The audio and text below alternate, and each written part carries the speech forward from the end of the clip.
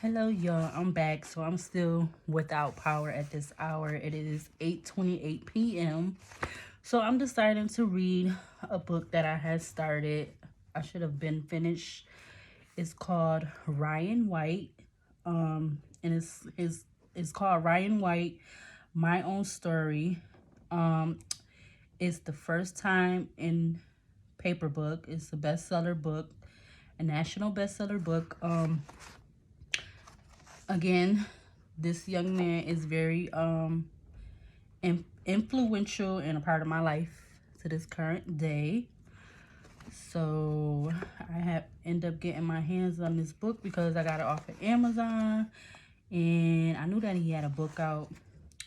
So it was a lot of other people. A lot of other people like him that I want to get their book also, but I just haven't had the money to purchase it yet. But I actually stopped on page 74. So I'm gonna actually go back. I'm gonna read y'all some of this from this book. So again, this is Ryan White, and it's called My Own Story. My Own Story. And it was written by him and another lady by the name of Anne Marie Cunningham. And it has 8 pages of photos in this book. So again, I'm on chapter, let's see, this is chapter,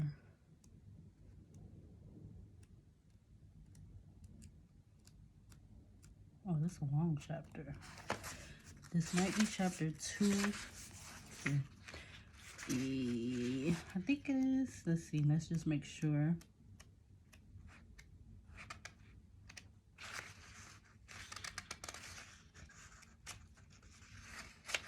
Yeah, so I believe this is chapter 2, and it starts, chapter 2 goes, its title is How I Got AIDS, and it says, it started off in August of 1984.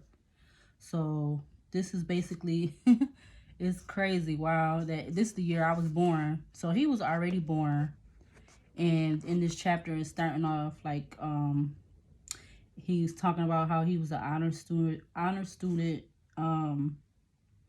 just about to start junior high at Western Middle School.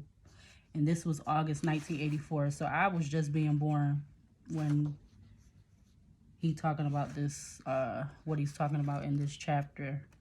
But, oh, wait a minute. Is this chapter 2? I just thought I saw something.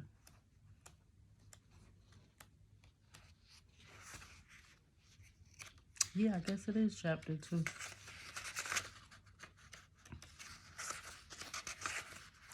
Yeah, this is chapter 2.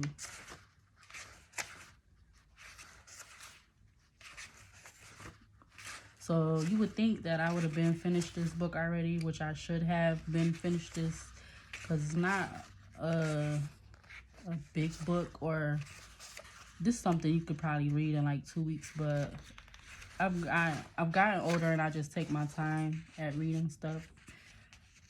I read it when I feel like I want to read it. So actually, we're gonna start at the top of. I stopped on 74. We're gonna start on 73, and it says, I didn't want to swallow a thing. Anyhow, AIDS takes away your appetite. It does weird things to your sense of taste and smell. Even your favorite food smell repulsive, or your first mouthful will taste fine, and then your next one is like eating paste. Mostly I lived on sodas. I've always been a real picky eater long before AIDS. Don't come near me with a lukewarm Coke or one that's been sitting open in the refrigerator for half a day, because Riley treats only kids. Wait, let's read that again. Because Riley treats only kids. They're used to hard cases like me, or even worse. They'll literally try anything to get a sick kid to eat.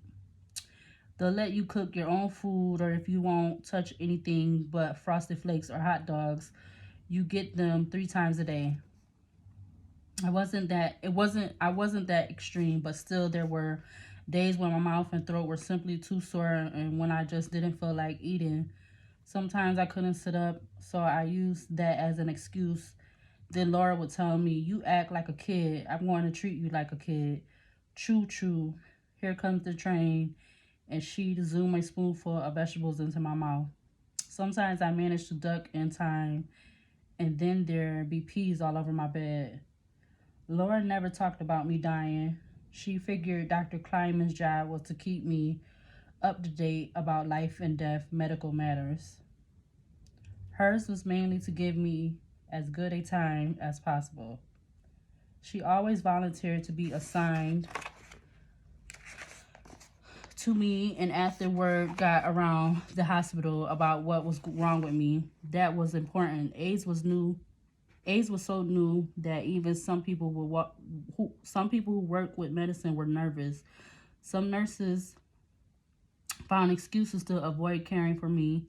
They said they had colds and didn't want to infect me. Some just asked for other assignments, but others weren't so subtle. Mother overheard one nurse telling a doctor, "I don't want to get near him, and I don't see why I have to." Much as I hated having my finger stuck for blood sample, I always tried to help the nurses by sitting very still, breathing deep and slow to stay calm. I asked them to stay 1, 2, 3 sticks so I could get ready. Sometimes you can be so afraid of being stuck that all the veins in your arm disappear completely. When that happens, the nurse's job is much more harder and the whole awful process takes 10 times longer. The nurse or technician would tell me I didn't want to hurt you. Since I knew perfectly well they were going to, I just said, "Don't worry about it." Um, it says, since I knew perfectly well, oh yeah, I already wrote it. I wondered if they were really saying that they were worried about getting hurt themselves. Much later, I found out that one nurse who had been drawing my blood had stuck herself with the same needle right afterward. She was just about to get married, so she asked her fiance if he wanted to call off the wedding. He didn't. She got tested for AIDS, and her test was negative.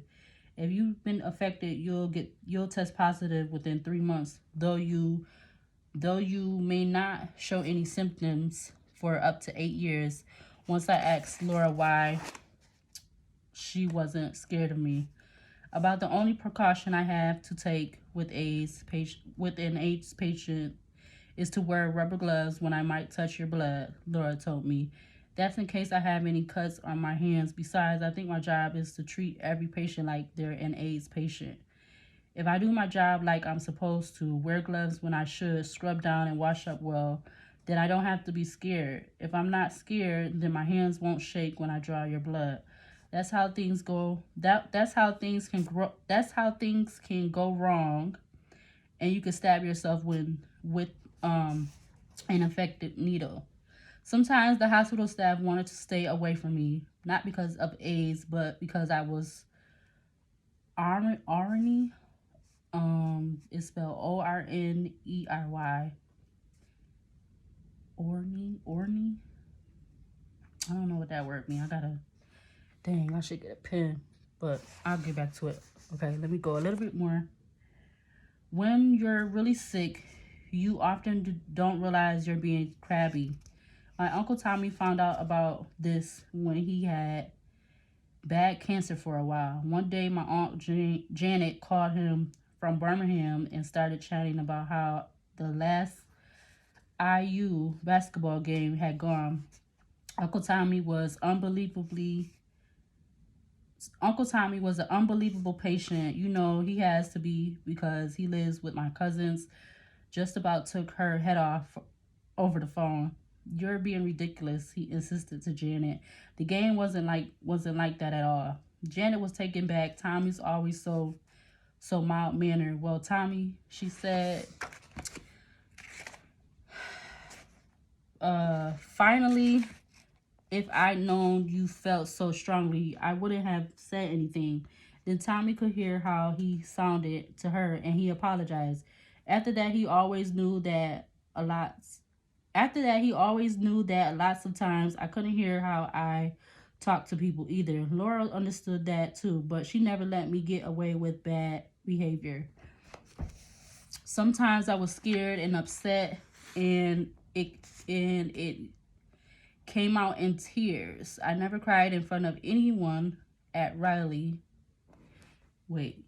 I never cried in front of anyone at Riley, not even Dr. Kleiman or Laura. Only when I was with my mom. Other times I didn't cry. I got mad. Once Laura happened to walk in while I was being really mean to my mom, who was visiting with Andrea. Ryan, Laura said firmly, we don't cuss in here. You're not going to talk to your mom like that in front of me. I'm sorry, Mom, I said. I love you. Whenever we had a fight, I told her that right away. Right afterward, and kissed her. I'm sorry, Laura. I didn't mean it. Just then, I felt a wriggling under my blanket. I remembered I might be in a real trouble with Laura. Herbie, my hamster, poked his head out, and then the rest of him. He started climbing up and down my legs and all over my bed. Good old Andrea had snuggled him into the hospital in a doll's suitcase. He seemed just as excited to see me as I was to see him. Laura looked at Herbie for a minute and then started smiling up one side of her face. You better not let Dr. Kleiman see him. She told me. She told me I'm not getting into trouble on this one. Still, she must have gotten a kick out of it. She must got a kick out of Herbie's visit because she told all the other nurses about him. Several of them dropped by and asked to be introduced. I wasn't expelled from Rowley after all. Mom didn't say much when I had my outburst. She knew what was really bothering me. Sometimes I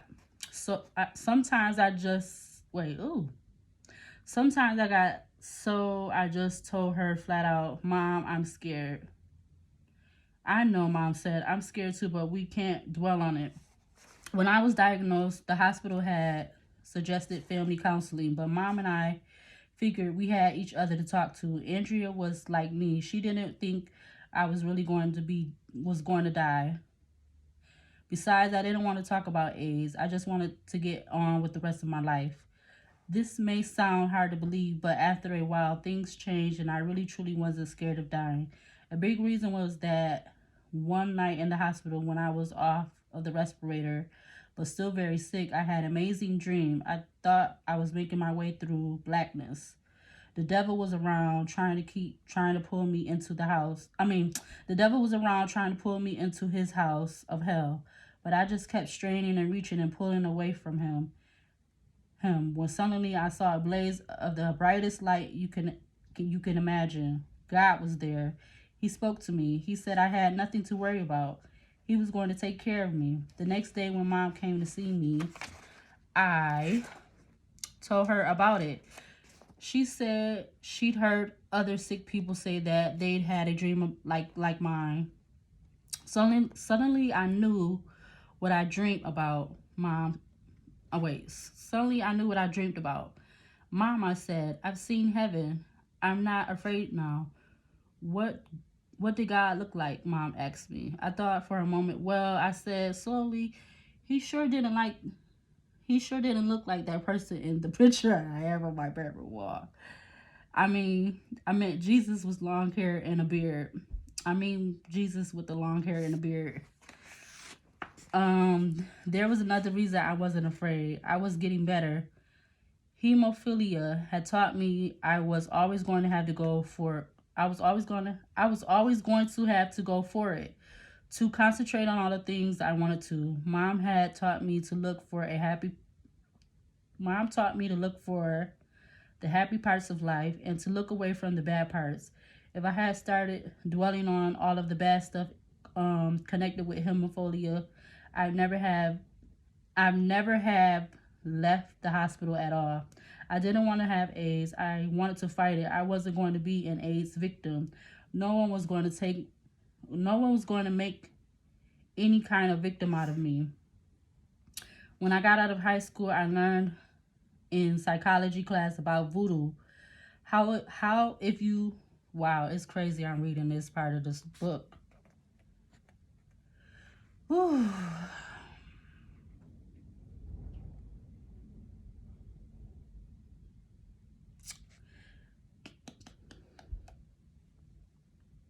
Okay, hold on, y'all. Ooh, what am I at? 15 minutes? Okay. When I got to high school, I learned in psychology class about voodoo, how if you believe in it, it will work on you and for you. If you think zombies and hexes and spirits are dumb, voodoo won't work. I didn't know about this when I was lying in the hospital hearing for the first time that I had AIDS, but somehow I figured out that if you believe you're going to get better. You will. If you sit around and moping and thinking I'm not going to make it, then you won't. So I had made up in my mind. I'd been told I never ride a bike. Now I rode a bike and roller skates. When I broke my elbow, I was told I'd never be able to reach my shoulder again. A month later my cast was taken off.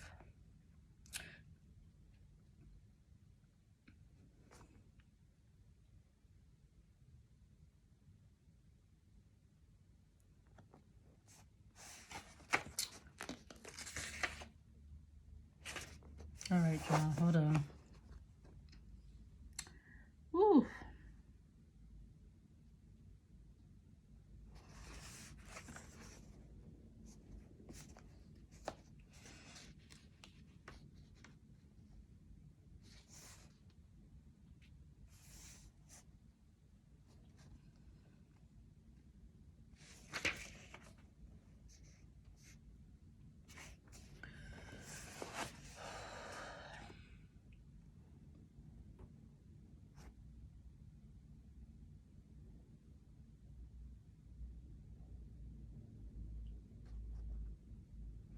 I could do, let me see where I'm at. I could do that. I've fallen out of my crib and I once even went through a plate glass window. Wow. At grandma's hands first, and I didn't bleed at all. I had plans and I wasn't about to drop them. I wanted to go to high school with all my friends. I wanted to graduate and I wanted to go there. I can't read no more.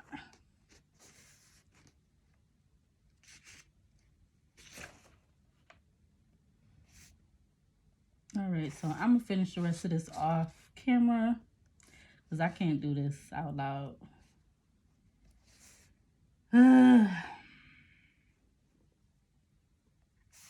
Or can I? Can I?